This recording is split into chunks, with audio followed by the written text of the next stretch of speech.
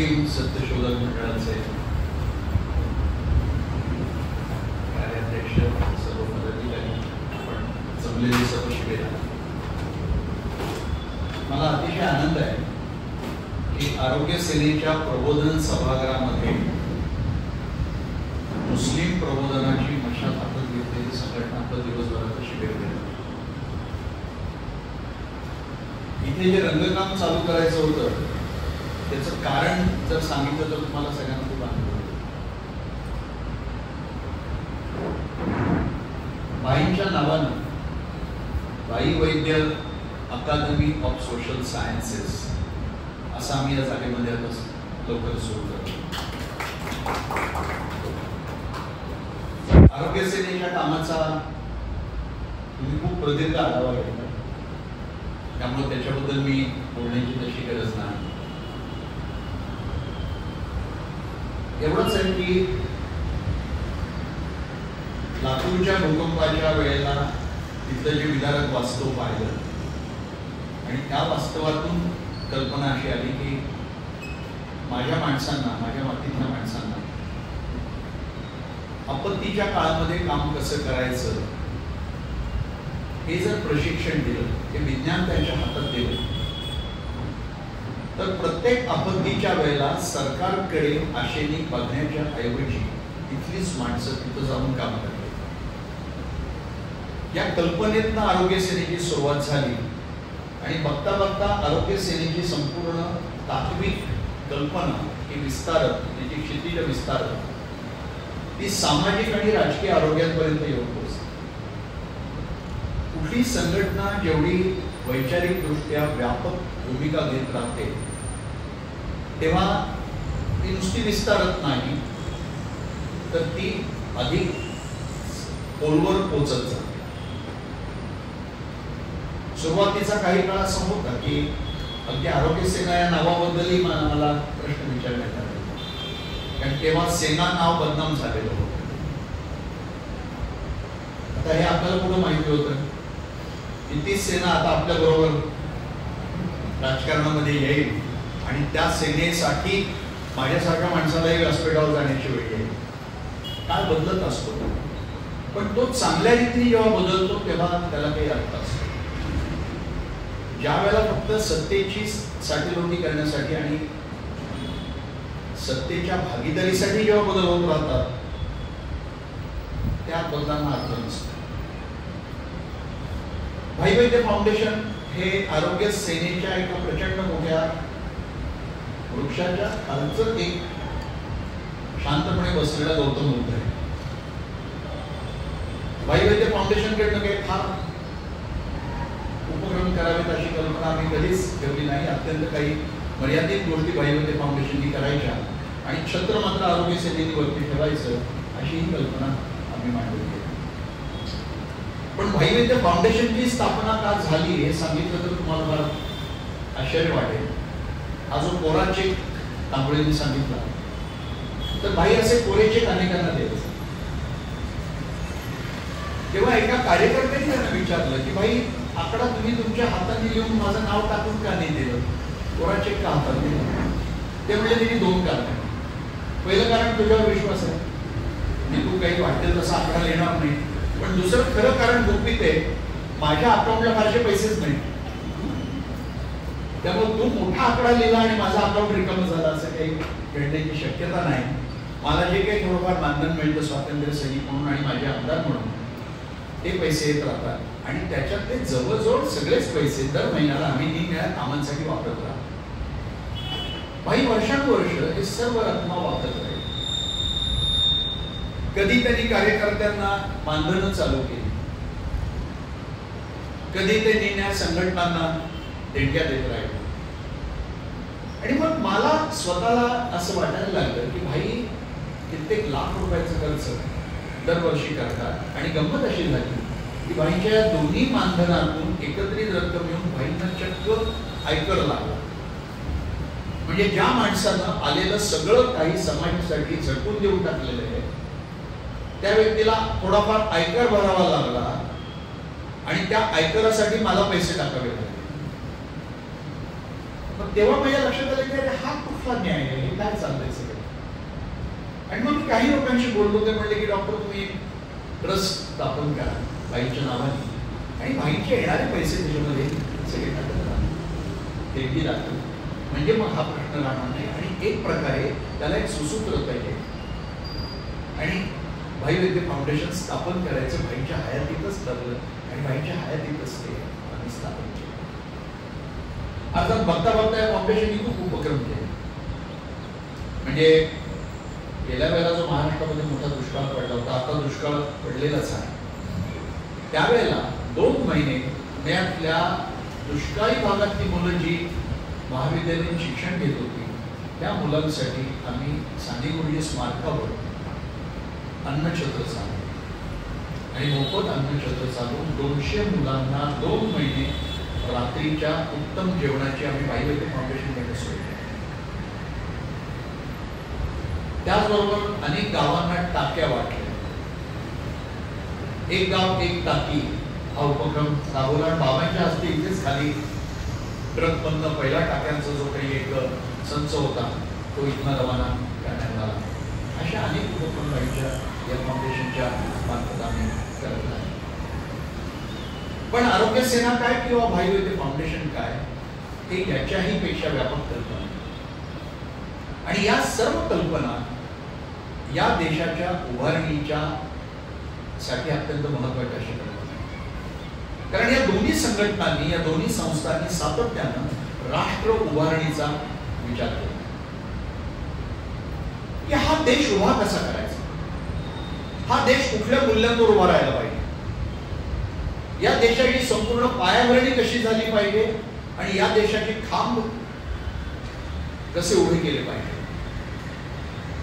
या देशाचं भवितव्य काय असेल, या देशातल्या जनतेला कुठल्या दिशेला आपल्याला घेऊन जायचंय, या गोष्टींचा सातत्यानं या दोन्हीही संस्था विचार करत राहिलेल्या आहेत. आणि हाच तात्विक पाया या दोन्ही संघटनांचा या कामापेक्षा मला अत्यंत महत्वाचा वाटतो.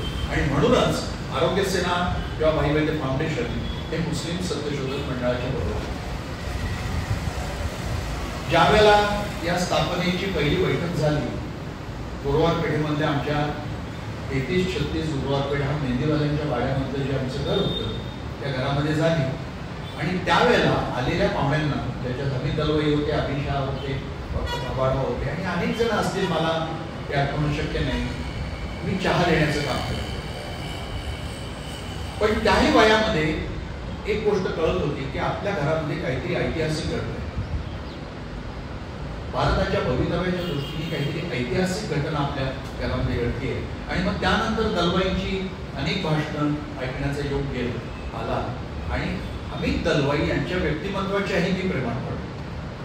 तुमच्यातल्या किती जणांनी त्यांना पाहिले मला माहिती नाही. एक अत्यंत रुबाबदार आणि देखणं असं व्यक्तिमत्व.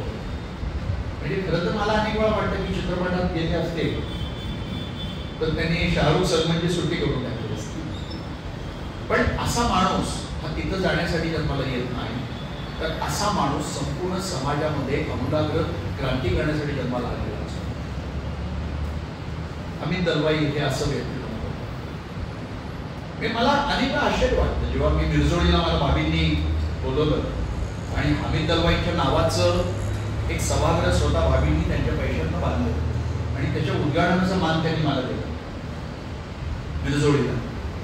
तेव्हा मी विचार करत होतो की या गावामध्ये असा माणूस जन्माला येतो आणि हे बीज पुढे वृक्षाचं स्वरूप घेत नाही तर एका चिंगारीचं स्वरूप घेतं आणि त्याच्यातनं एक प्रबोधनाची मशाल पेटते. या प्रेरणा नक्की काय आहे? या प्रेरणा येतात कशा? बाईंबद्दल मला नेहमी हा प्रश्न पडत गेलेला की दापोड्यासारख्या एका छोट्या मावळातल्या गावामध्ये जन्म झालेली बाई पुण्यातल्या मेहंदीवाल्यांच्या वाड्यामध्ये बहुजन समाज जिथे राहतो तिथल्या सार्वजनिक संडास असणाऱ्या वाड्यामध्ये राहायला येतात लहानपणी. आणि तिथून भाई वैद्य नावाचा एक माणूस त्या वयामध्ये शिवाजी महाराजांसारख्या शाळेमध्ये मुलांना गोळा करतो ब्रिटिशांच्या विरोधी आणि शालेय वयामध्ये स्वातंत्र्य लढ्याचं शिंग फुटतो आणि त्यानंतर या देशाच्या प्रत्येक संघर्षामध्ये तो स्वतःला झोकून देतो. युरोपात जाऊन येण्याची संधी मिळाल्यानंतर देखील भाई वैद्य बदलत नाही. युरोपामधलं जे प्रबोधनाचं संपूर्ण वारं पाहिले त्याचा उपयोग पुन्हा बाह्य हा माणूस आपला देश उभा करण्यासाठी करत राहतो.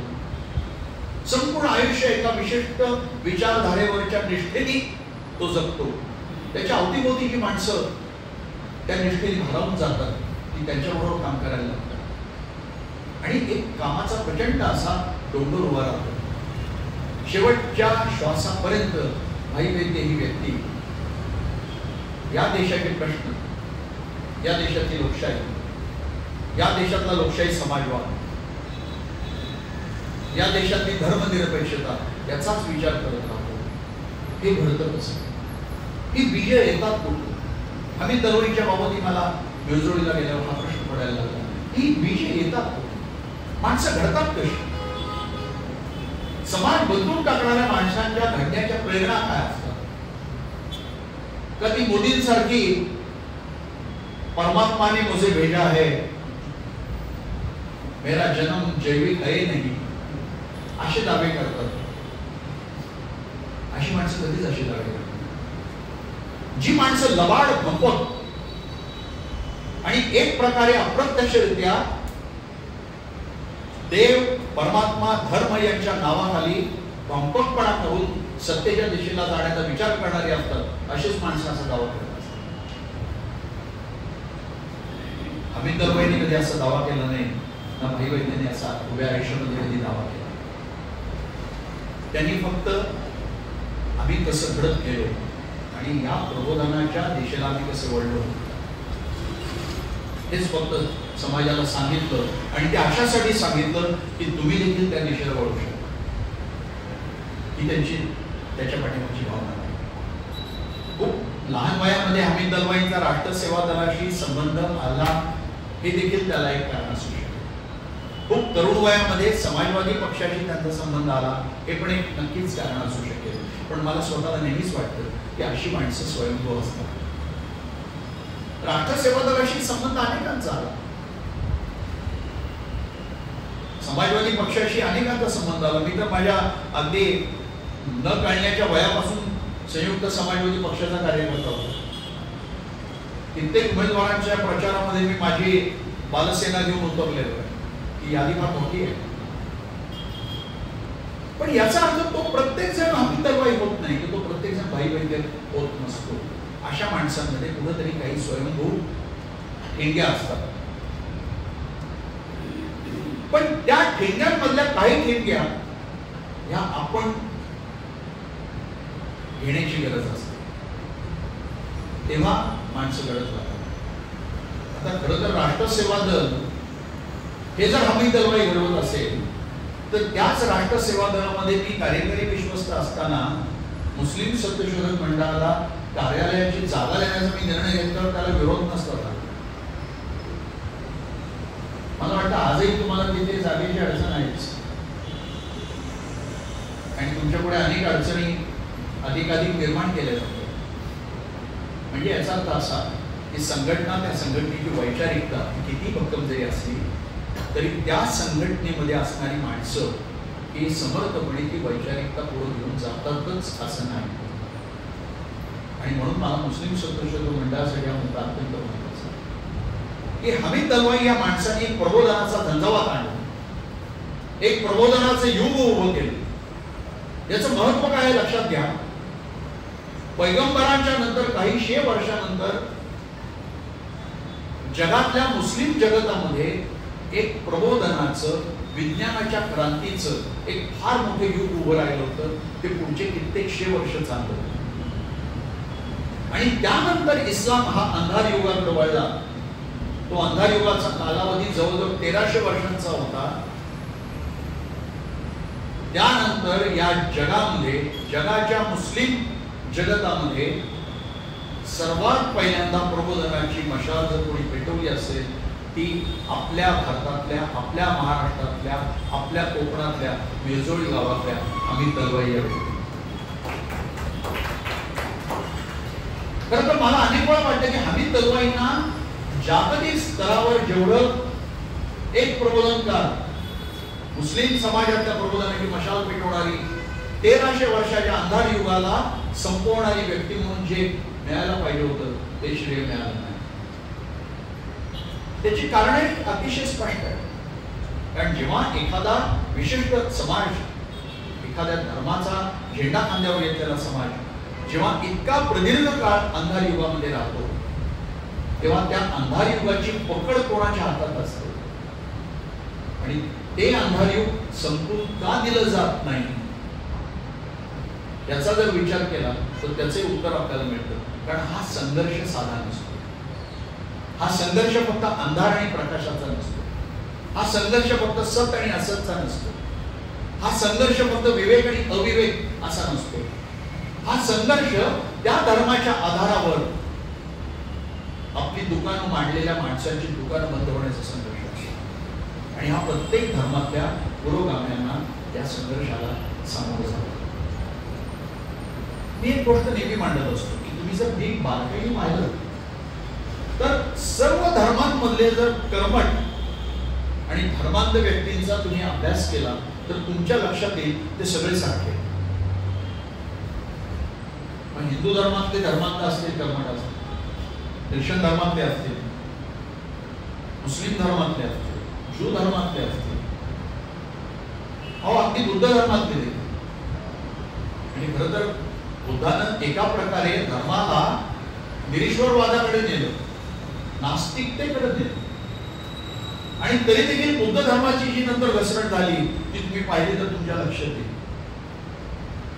मग धर्माची ही घसरण का होती? धर्माची घसरण होण्याचं एक फार मोठं महत्वाचं कारण आहे.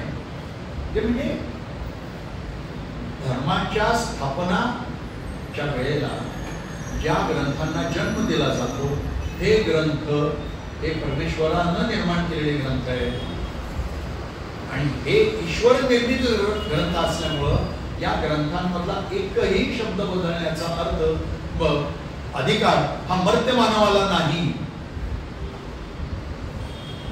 हा सिद्धांत. आणि जवळजवळ प्रत्येक धर्मांमधला कर्मठपणा आणि धर्मांधता ही या एका सिद्धांतावर उभी. आणि हमीद दलवाई या व्यक्तीनं मुस्लिम धर्मासारख्या धर्मामध्ये जन्म घेऊन ज्या धर्माला या सिद्धांतामध्ये इतर अनेक धर्मांपेक्षा अधिक जपडून टाकण्यात आलं होतं त्या संपूर्ण सिद्धांताच्या विरोधी प्रचंड मोठं असं वादळ होतं. आणि स्वाभाविकपणे जगभरातल्या मुस्लिमांना दलवाईंचं महत्व कळलं नाही, पण खरं तर ते कळलं असतं. भारतातल्या मुस्लिमांनाही ते कळलं असतं तर या देशाचं चित्र पूर्णपणे वेगळं दिसलं असतं. आणि आज हा देश हिंदू धर्मांधांच्या हातामध्ये जो जवळपास गेलेला आहे ते घडलं नसतं. ज्या देशामध्ये अनेक धर्मांचे लोक हे वास्तव्य करत असतात त्या देशामध्ये सर्वात बहुसंख्येने असणाऱ्या धर्माचे जे लोक असतात ते जर धर्मांधतेकडे जात असतील तर दुसऱ्या धर्माच्या लोकांनी पुरोगामित्वाच्या दिशेने जर गेलं तरच काउंटर फोर्स तयार होतात. आणि हे सगळ्यात पहिल्यांदा हमीद दलवाईंनी सांगितलं. पण अर्थात हे त्यांनी हिंदू नाही सांगितलं. हमीद दलवाईंचं वैशिष्ट्य की हमीद दलवाई हे फक्त आपल्या स्वतःच्या धर्माची चिकित्सा करून थांबले नाही, त्यांनी हिंदू धर्माची चिकित्सा केली. तुम्ही जर हमीद दलवाईचं पुस्तकात सावरकरांबद्दल त्यांनी केलेलं लिखाण जर वाचलं तर अक्षरशः सावरकर नावाच्या व्यक्तीचा कराटर बुरखा फाडून हमीद दलवाईंनी पर्दाफाश केला. मी अनेकांना सांगतो की तुम्हाला सावरकर खरा काय हा समजून घ्यायचा असेल तर तुम्ही हमीद दलवाई वाचा. की हा किती लबाड माणूस होता. हा बुद्धिनिष्ठ पण नव्हता. त्यांची बुद्धिनिष्ठा ही जिनांच्या जातकुळीची बुद्धिनिष्ठा होती. सावरकरांचा विज्ञानवाद हा जिनांच्या जातकुळीचा विज्ञानवाद होता. हे सर्वप्रथम निर्भयपणे आणि अत्यंत तर्कशुद्ध पद्धतीने कोणी दाखवून दिलं असेल तर ते हमीद दलवाई. आज हे सगळे सावरकरांचं झेंडे घेऊन हिंडणारी जे सगळ्या मंडळी आहेत, सावरकरवादी आणि हिंदुत्ववादी मंडळी आहेत, या सर्व मंडळींनी खरं जर हमीद दलवाईंनी सावरकरांबद्दल जे लिहिले ते वाचलं तर त्यांचे डोळे उघडले आणि त्यांच्या लक्षात येईल की आपण किती चुकीच्या व्यक्तीला डोक्यावर घेऊन नाचतोय. पण इथे एक गोष्ट लक्षात घेतली पाहिजे की हमीद दलवाईंनी याच्या बरोबर अजून एक गोष्ट हिंदू समाजाला सांगितली की तुम्ही मोठे भाऊ आहात, तुम्ही पुरोगामित्वाकडे जेवढे जाल तेवढा प्रतिगामित्वाच्या मध्ये अडकलेला मुस्लिम समाज हा अधिक पुरोगामी होईल आणि तुम्ही जेवढे प्रतिगामी बनाल तेवढा मुस्लिम समाज हा अधिक प्रतिगामी बनत जाईल. पण फार वेगळी गंमत एक लक्षात घेतली पाहिजे की प्रत्येक धर्मातल्या धर्मांधांना आणि कर्मठांना दुसरा धर्म हा तेवढाच धर्म करावा असं वाटत असतं. एका धर्मामध्ये एकदा पुरोगामित्वाचं वारं सुरू झालं तर बघता बघता ती प्रबोधनाची संपूर्ण जी लाट असते ती दुसऱ्याही धर्मांना वेढून टाकण्याची शक्यता असते आणि कर्मठान आणि धर्मांधांना आपली दुकानं बंद होण्याची भीती वाटते. धर्माच्या आधारावर आपण सगळं आजपर्यंत जगत आलेलो ते जगणं आपलं बंद होणार, तो पाया उखडला जाणार आहे ही त्यांना भीती वाटत असते. आणि त्यामुळे एक लक्षात घ्या की कर्मठ आणि धर्मांध हे धर्मासाठी जगत नसतात, धर्मातल्या मूल्यांसाठी जगत नसतात, तर ही माणसं अक्षरशः आपल्या आर्थिक, सामाजिक आणि राजकीय सत्तेसाठी जगत असतात. आता देशामध्ये जे घडतंय ते सगळं ते करतात. अशा काळामध्ये मुस्लिम सत्यशोधक मंडळांना वाटचाल कशी करायची हा एक फार मोठा प्रश्न आहे. पण माझं स्वतःचं अतिशय प्रामाणिक मत आहे की उलट कधी नाही ती देशाला मुस्लिम सत्यशोधक मंडळाची आज जेवढी गरज आहे जी कधी पूर्वी नव्हती तेवढी आज गरज आहे. कारण देश हा हिंदू मूलतत्ववाद्यांच्या जवळपास हातामध्ये गेला. 4 जूनला स्वातंत्र्याची दुसरी पहाट उगवणार आहे तर हा देश पुन्हा एका नव्या अंधार युगाकडे फेकला जाणार आहे याचं उत्तर आपल्याला मिळेल. आशादायी वक्तव्य करायचं म्हटलं तर काही झालं तरी इंडिया आघाडी भाजप प्रणित जी आहे आणि थोडक्यात ज्याचा चेहरा नरेंद्र मोदी आहे त्यांना 150 पेक्षा जास्त जागा मिळणार नाही हे आशादायी वक्तव्य झालं. पण हे वक्तव्य करताना आपण हे विसरतो आहोत की नरेंद्र मोदी नावाचा माणूस काय आहे आणि त्याला जोडी साथ देणारा अमित शहा नावाचा माणूस काय आहे. ही 2 माणसं संपूर्ण त्यांची राजकीय वाटचाल ही असत्यावर, लबाड्यांवर, अत्यंत खोट्या नाट्या गोष्टींवर केलेली माणसं. हे 2 माणसं या देशामध्ये अशी उभी राहतात की जी सातत्यानं खोटं बोलणं, असत्य, धर्मांधता, दंगलींना अप्रत्यक्षरित्या मदत करणं, या देशातल्या लोकशाहीचा प्रत्येक आवाज हा घोटून टाकणं, या देशातल्या प्रत्येक विरोधकाला आपल्या टाचेखाली चिरडून टाकणं, ही वाटचाल करत देशाच्या सर्वोच्च पदापर्यंत पोहोचतात आणि त्या जागेवर गेली 10 वर्ष राहतात, 1 दशक राहतात. पण हा योगायोग नाहीये, हे अत्यंत नियोजनबद्ध असं षडयंत्र आहे. आणि हे जर लक्षात घेतलं की नरेंद्र मोदी ही व्यक्ती प्रत्येक वेळेला कुठलं ना कुठलं तरी नवं षडयंत्र रचून सत्तेवर राहण्यामध्ये यशस्वी होते, हे लक्षात घेतलं तर 2024 4 जून या दिवसाचं भवितव्य हे अत्यंत बिकट वाटायला लागलं. पण असं म्हणूया की निदान 4 जून मध्ये पर्यंत तरी आशेमध्ये आपण राहूया की काहीतरी उलट पालट घडू शकतं, अशक्य नाही. त्याचं एक थोडंसं वेगळं मी तुम्हाला कारण सांगतो. जनसंघ आधीचा चेहरा त्याला जनतेने कधी स्वीकारला. मग दुर्दैवानं आणीबाणीच्या निमित्तानं जनसंघ, समाजवादी संघटना, काँग्रेस असे एकमेकांशी तात्विक दृष्ट्या पूर्णपणे वेगळे चेहरे असणारे लोक एकत्र झाले आणि जनता पक्ष नावाचा एक भयानक प्रकार जन्माला आला.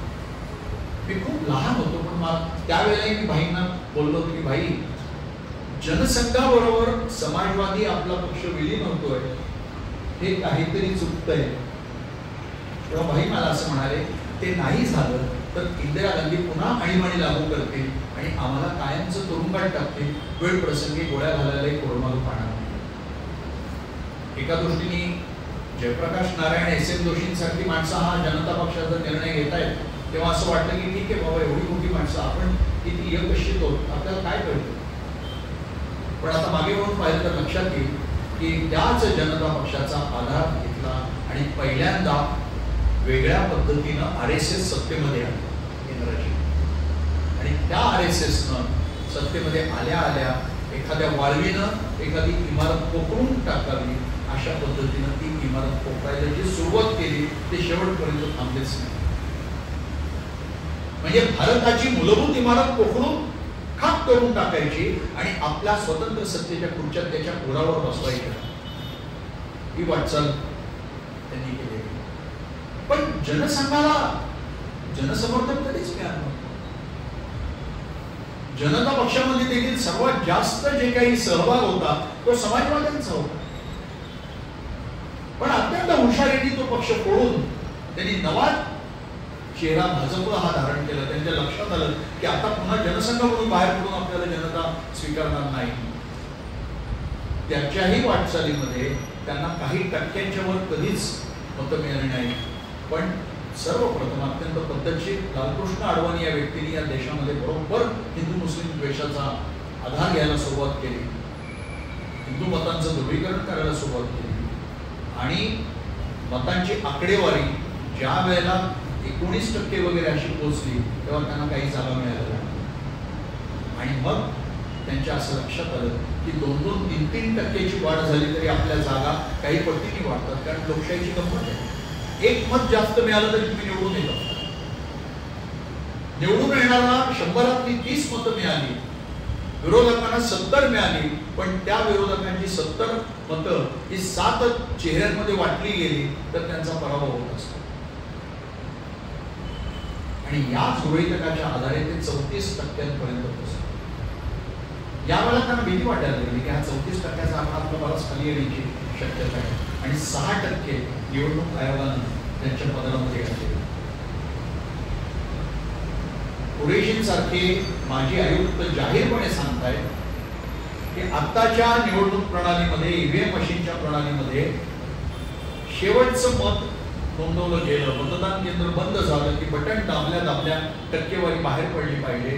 निवडणूक आयोगाने सांगितलं की नक्की टक्केवारी जाहीर करायला आम्हाला 5-6 दिवस लागतील आणि प्रत्येक ठिकाणी 6% टक्केवारी वाढली. जर संध्याकाळच्या टक्केवारीमध्ये काही चूक असेल तर काही ठिकाणी टक्केवारी कमी पण व्हायला पाहिजे. संख्याशास्त्राचा नियम आहे, स्टॅटिस्टिक्सचा हा बेसिक रूल आहे. तसं घडलं नाही. 6.5% वाढली. त्यांना भीती वाटते 34%वर आपण 28% येऊ आणि ते जेव्हा 27% होते तेव्हा त्यांच्या जागा 100% झाल्या होत्या. आता अशा मी एकच करतोय की जनतेनं त्यांना मतदानाच्या टक्केवारीत 20% नेऊन टाकावं. ते जर 20% गेले तर त्यात हे चोरीचे 6% जरी घातले तरी ते 27%च्या खाली जातात. आणि या एका गृहीतकावर मी अजूनही आशेवर आहे की हा आकडा 150च्या खाली जाईल. पण हा मोठा प्रश्न, जर पुन्हा नरेंद्र मोदी व्यक्ती पंतप्रधानपदी आरूढ झाली तर आपल्याबरोबर येणार. पण आपण कोण सत्तेवर येईल आणि कोण येणार नाही ही देखील गोष्ट थोडीशी वाचवली. कारण काँग्रेस देखील काही प्रामाणिकपणे धर्मनिरपेक्ष वागली असं मला वाटतं. आज डावं उजवं करत फक्त आपण गेलो, दगडापेक्षा वीट मऊ.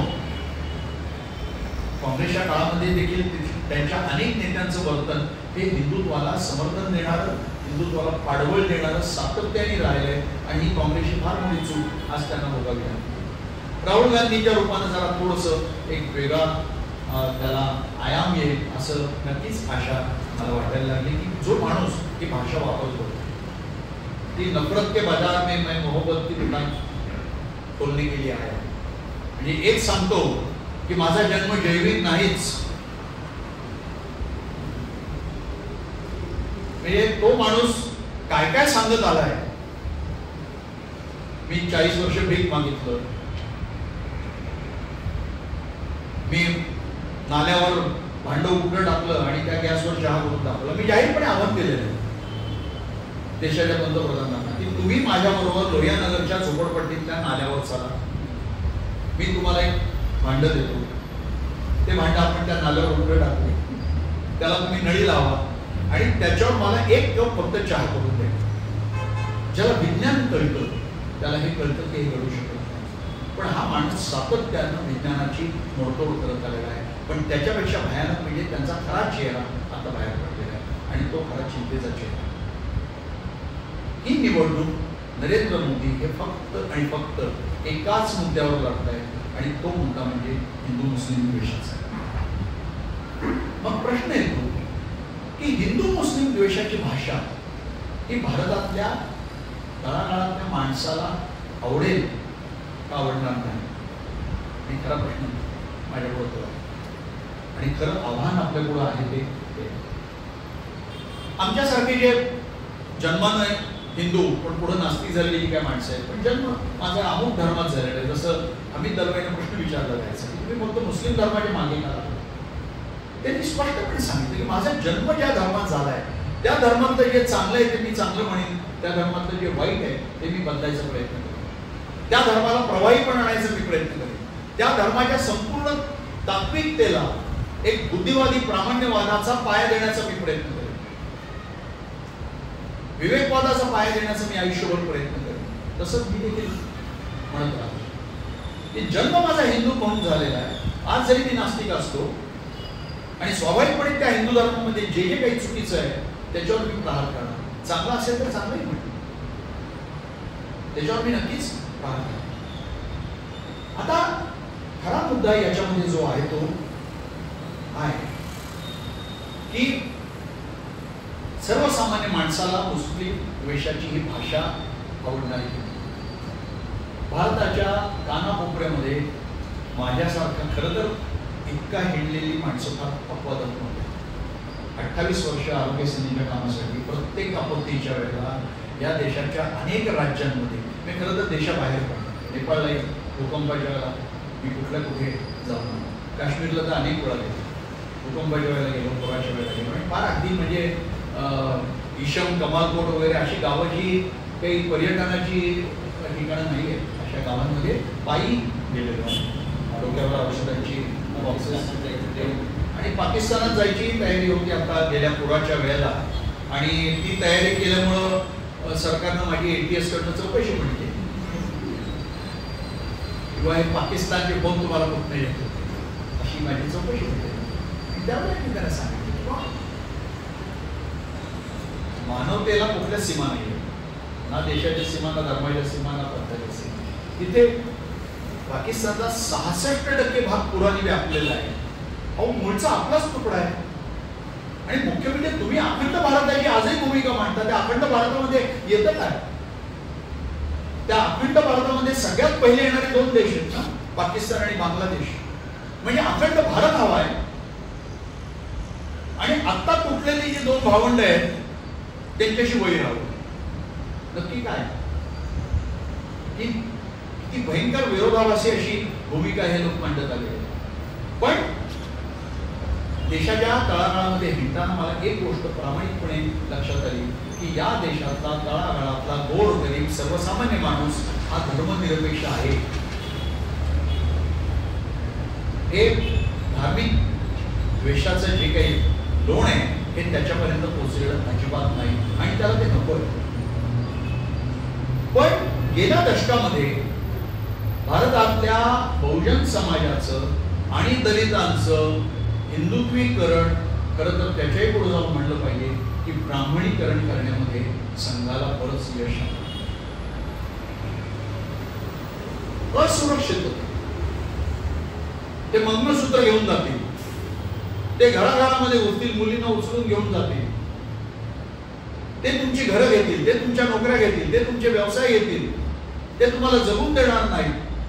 ही भाषा देशाचा पंतप्रधान सातत्यानं जाहीरपणे हजारो लोकांच्या समोर वापरतो. निवडणूक आयुक्ताची हिंमत होत नाही त्याला जाब विचारण्याची. आणि फक्त नरेंद्र मोदी आणि अदानी यांचे विमानातले फोटो संसदेमध्ये दाखवले राहुल गांधींनी, म्हणून त्याची खासदारकी रद्द करा. आणि मला भीती आहे की या हिंदुत्वीकरणाची आणि या प्रामाणिकरणाची, पण त्याच वेळेला याला उत्तर जर द्यायचं असेल बाकीच्या धर्मियांनी, तर त्यांनी सर्वांनी इतक्याच प्रतिगामी भाषेमध्ये उत्तर देऊन चालणार नाही. ते उत्तर आपल्याला पुरोगामित्वाच्या आधारेच देत. आणि मुस्लिम स्वतःशोधक मंडळाचं भूमिका ही त्या दृष्टीने अत्यंत महत्त्वाची आहे. पण एक गोष्ट मी नक्की मान्य करतो, मी ही गोष्ट परवाही एका ठिकाणी बोललो की मुस्लिम समाजाबद्दल इतका घाणेरडा, इतका विषारी प्रचार सातत्यानं गेले काही काळ, खरं तर तो त्याच्या आधीपासून त्यांनी केलेला, पण गेल्या 10 वर्षामध्ये तर त्यांनी त्याच्यासाठी सर्व यंत्रणा वापरलेल्या आहे. असं असतानाही या देशातल्या मुस्लिम समाजानं आपलं डोकं शाबूत ठेवलं, आपली विवेकाची भूमिका ठेवली. त्या समाजानं कुठेही दंगे निर्माण होऊन गेले नाही, त्या समाजातल्या तरुणांनी आपली माती भडकून दिली नाही. आणि खरं तर हे पाहिलं तर तिथेच उत्तर मिळतं की अरे असुरक्षिततेची भीती कोणाला राहतं आणि कुठल्या समाजापासून कोणाला राहतं. तुम्ही त्या समाजाला इतकी सातत्यानं विषारी भाषेमध्ये त्याची आज निर्वचना करत आलेला आहात, त्या समाजाबद्दल इतके गैरसमज पसरवण्याचे प्रयत्न करतात आणि असं असूनही तो समाज डोकं शांत ठेवून पुढे चालला. शेवटी मी 2 गोष्टींचा उल्लेख करून थांबणार आहे. जगामध्ये आता 2 युद्ध चालले, युक्रेन रशिया आणि इस्रायल आणि गाझा. खरं तर हे गाझाचं युद्ध नसून इस्रायल आणि हमास असं युद्ध आहे. युक्रेन आणि रशियाचं जे युद्ध आहे ते लक्षात घ्या तुम्ही, हे युद्ध 2 ख्रिश्चन राष्ट्रांमधलं युद्ध आहे. रशिया हा जरी कम्युनिस्ट असला आणि त्या अर्थानं अधिकृतरित्या निधर्मी राष्ट्र जरी असलं तरी देखील रशियामध्ये मी गेलेलो आहे. रशियामध्ये तळागाळामध्ये आजही ख्रिश्चन धर्माची पाळंमुळं बऱ्यापैकी रुजलेली आहे. इतकंच नाही तर ऑर्थोडॉक्स ख्रिश्चनिटीची एक फार वेगळी शाखा रशियामध्ये गेले काही शतकांपासून आहे, ती भक्कमपणे पायरवून आहे. 2 ख्रिश्चन राष्ट्र एकमेकांच्या विरुद्ध एकमेकांच्या जीवावर उठलेले. त्याचा रशिया मोठा आहे, युक्रेन छोटा आहे. युक्रेनच्या मागे नाटो उभा आहे, अमेरिका उभी आहे. आणि सातत्यानं अमेरिका युक्रेनला अब्जावधी रुपयांची शस्त्रास्त्र पुरवते. युक्रेनचा जवळजवळ बहुसंख्य भाग आता बेचैन झालेला आहे. मी एका संपादकीमध्ये लिहिलंय की आज ना उद्या पुतीन हे युद्ध युक्रेनला दमवत पुढे जाऊन जिंकणार. फक्त नाटोमध्ये सहभागी व्हायचं की नाही एवढ्या मुद्द्यावर सुरू झालेलं हे भयानक युद्ध आहे. लाखो तरुण मुलं या युद्धामध्ये गेलेली आहेत. कित्येक शहर बेचिराख झाली आणि युद्ध थांबायला तयार नाही. अमेरिका आपली मदत थांबायला तयार नाही. शस्त्रास्त्रांचा प्रचंड साठा सातत्याने पुरवला जातो. हमास आणि इस्रायलच्या युद्धाची वेगळीच गंमत. हे युद्ध त्या अर्थानं 2 राष्ट्रांमधलं असं जर म्हटलं तर असं एक राष्ट्र आहे की ज्या राष्ट्राकडे काहीच नाही, गाझा, पॅलेस्टाईन. ज्या राष्ट्राकडे सैन्य नाही स्वतःच, ज्या राष्ट्राकडे पैसा नाही, साधन संपत्ती निर्माण करण्याची कुठलीच साधनं नाही, ते राष्ट्र गेले काही दशक खरं तर इस्रायलच्या टाच्याखालीच जगत आले आणि इस्रायल त्यांना सातत्याने चिरडून टाकत आलं. हमासनी जो हल्ला केला त्याचा मी निषेधच केला, पण हमासच्या हल्ल्यामध्ये 1000 लोकांची हत्या जर झाली असेल तर गेल्या काही दशकांमध्ये इस्रायलनं गाझा पट्टीमधल्या 40,000 पेक्षा अधिक लोकांची हत्या केली आहे. हे मी सांगत नाही तर साऊथ आफ्रिकेने आंतरराष्ट्रीय न्यायालयामध्ये इस्रायलच्या विरुद्ध जेनोसाइडचा खटला जो दाखल केलाय त्याच्यावर मी संपादक केलेले आपण आवर्जून वाचा. त्याच्यामध्ये मांडणी अशी केली की आता पुढचं जग हे तत्व प्रणालीवर उभं राहणारे जग असणार नाही. That is actually end of ideology. आता जगात कुठेही आता एक विशिष्ट तत्व प्रणाली आणि त्याच्यावर जग चाललेलं आहे असं राहणार नाही. हे संपणार आहे. त्याला उत्तर देण्यासाठी हंटिंग्टन हे पुस्तक लिहिलं आणि त्याच्यामध्ये त्यांनी मांडणी अशी केली की जगामध्ये विविध सिव्हिलायझेशन्स, मग त्यांनी एक नकाशा त्याच्यामध्ये टाकला आणि विविध सिव्हिलायझेशन्स दिल्या. मग पाश्चात्य सिव्हिलायझेशन इकडचा पौर्वात्य भाग आहे, मग इकडा वरचा ऑर्थोडॉक्स भाग, याच्यामध्ये त्यांनी युरोप, रशिया वगैरे असे देश टाकले आणि त्यांनी असं लिहिलं की भविष्यातलं युद्ध हे अंतिमतः वेस्ट अँड अदर म्हणजे पाश्चात्य जग आणि बाकी सगळं जग असं युद्ध राहणार आहे. पण त्या बाकी सगळ्या जगामध्ये सर्वात महत्वाचा असणारे तो इस्लाम आणि अप्रत्यक्षरित्या हे युद्ध हे पाश्चात्य विचारधारा आणि इस्लामी विचारधारा यांच्यामधलं युद्ध असणार आहे. जगामध्ये इस्लाम धर्माचं पालन करणाऱ्या लोकांच्या मनामध्ये या सिद्धांतामुळे एक प्रचंड कटुता कुठेतरी निर्माण झाली. कारण हा आरोपच करण्यात आणि आता तुम्ही प्रत्यक्षात घडताना जेव्हा बघताय, जेव्हा पहिलं युद्ध जगामध्ये कित्येक दशकांनंतर आता सुरू झालं, ते 2 ख्रिश्चन राष्ट्रांमध्ये म्हणजे तसं घडलेलं नाही. म्हणून माझं स्वतःचं स्पष्ट मत आहे की कधीच एंड ऑफ आयडिओलॉजी होत नसते. पण आयडिओलॉजी ही धर्मावर आधारित असून चालणार नाही. आता आपल्याला अधिक व्यापक तात्विक पायाकडे जगाला गेलं पाहिजे आणि तो व्यापक तात्विक पाया काय असला पाहिजे हे हमीद दलवाई सारख्यांनी आपल्याला सांगून घेतलं.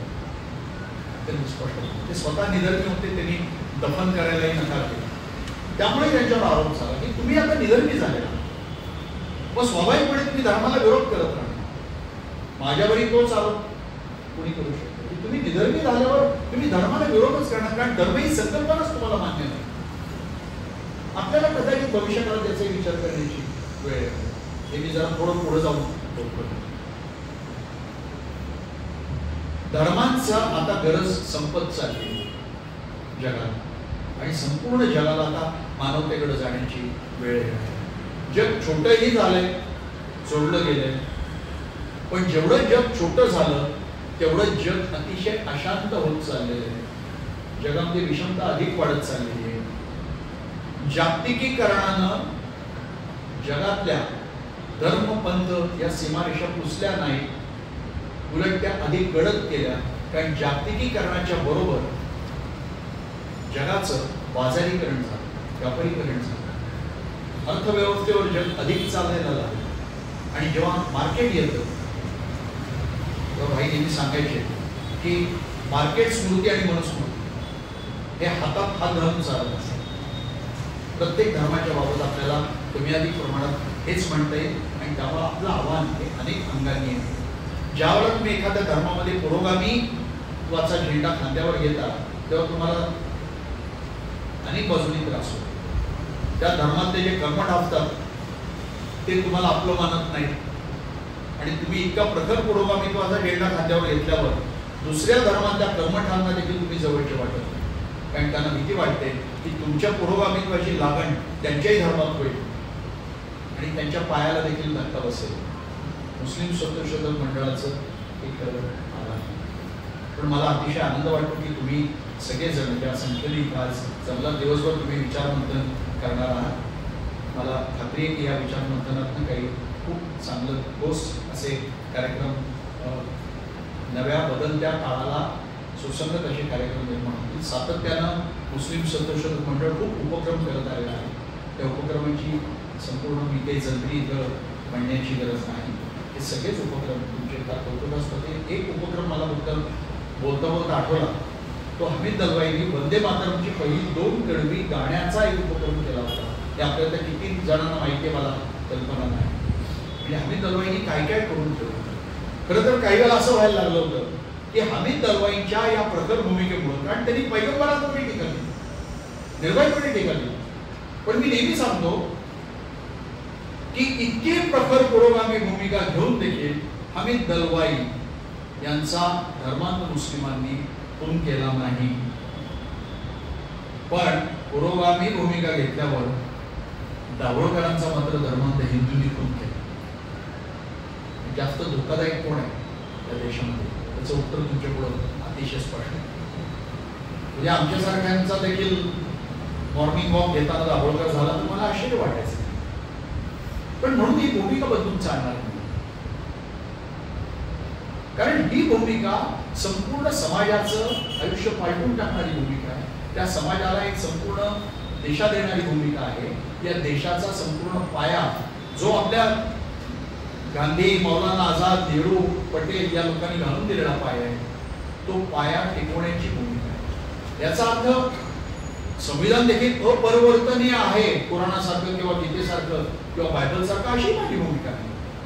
मी उलट आता मोदी जे सांगतायत की काँग्रेसनं संविधानामध्ये सर्वात जास्त बदल केले, आम्ही संविधानाला हात लावणार नाही, हो, कारण ते बदल करण्याची तरतूद बाबासाहेब आंबेडकरांनी संविधानातच करून दिली. नाहीतर संविधानाचं पुराण आणि बायबल आणि गीता होऊन जाईल. संविधान हा काही धर्मग्रंथ नाहीये, त्याचं रक्षण केलं पाहिजे, ते मूलभूत तत्वांसाठी रक्षण केलं पाहिजे. पण त्या संविधानातल्या ज्या छोट्या छोट्या अनेक गोष्टी आहेत त्या जर कालानुरूप बदलण्याची गरज असेल तर त्याही बदलल्या पाहिजे.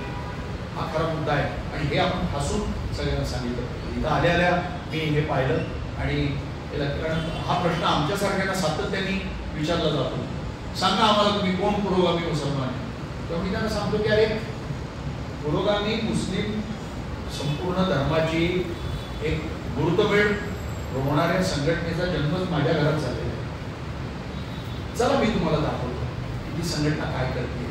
माणसं बुडवण असते, पण शेवटी जग बदलण्याचं काम ही काही झुंडी करत नसतात. जग बदलण्याचं काम ही नेहमी बुडवण माणसं करतात. आणि मी तुमच्याकडे हे संपूर्ण केवळ मुस्लिम समाज नाही तर मुस्लिम समाजाला बदलून नव्या भारताचा पाया घालणारे प्रबोधनाचे शिलेदार म्हणून मी तुमच्याकडे पाहतो.